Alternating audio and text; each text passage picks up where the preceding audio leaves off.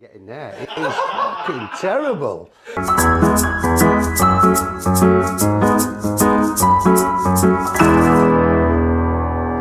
Peter Jackson, football legend. Managerial legend as well. Exactly. He used to take cuttings of plants. That's a rock star life, isn't it? Footballers rock star. They can't imagine them doing it now, do you? But that's another thing I'm proud of. I love travel.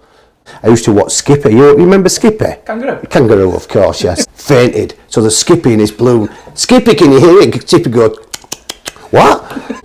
And then kind of, it was a fast transition to management, wasn't it, really? Really fast. I got released and Steve Bruce got released at the same time as well. By the time I was 17, I were in the first team making my debut. By the time I was 18, I was captain. Gone there and played pool for 10p.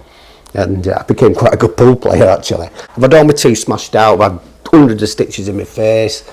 But I still love football. And I always thought growing up I wasn't the best player, but I had a really, really good attitude. I never even thought about being transferred from Bradford City, not in a million years. You know, you'd think, Panini stickers, I got a sponsored car, I had a boot contract, and I'm living the dream. You know, we started shopping at Marks and Spencer's then.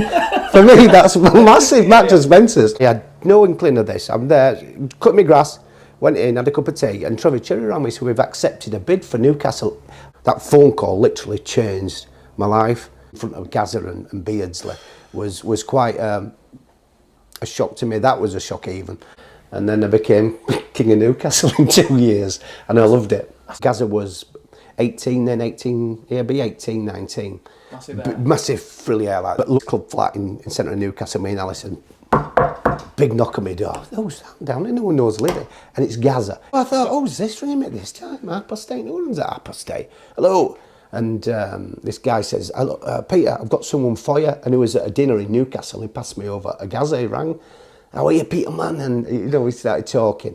And it was like we'd never sort of been apart. He started taking the story. He went for about 20 minutes. What was it that were like jumping into Shipley Bass at the deep end. Off at top board? Off at top board with no rubber ring.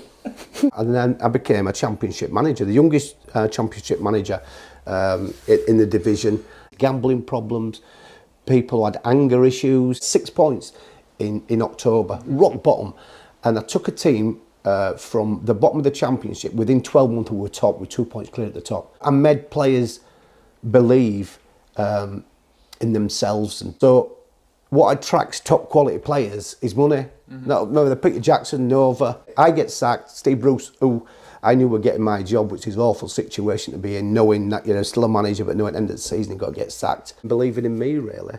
And being upfront and honest with them. You know, it's no good bullshitting people and saying this and that. Just be honest, this is why I'm living out. So I started smoking, went on holiday, and me and Alison said, we'll have a minty cigarette. Menthol. Love a menthol. Then I got to Benson Edge and oh Jesus, I'm hooked. But the worst thing about all this was to come home and tell my 2 children, because I couldn't tell anybody. There were me, Alison, my 2 kids, and Steph Wright, the chairman at Lincoln. But that was an awful situation to be in. I probably went back a different manager than a different person, different outlook in life, where football was everything. That was a learning curve for me, that football's not everything. Absolutely. Football's not everything. It's your health and your family and your health, that's everything. Yeah. And I never ever taken over a club where there were more disinterested group of players ever. But I don't ever want to be a manager again. I look back, I've managed over 400 games. I've got 5 Manager of the Month awards. Some say 6. The huddle, you know the huddle, that all teams up. I was one of the first managers to do that. So we did that.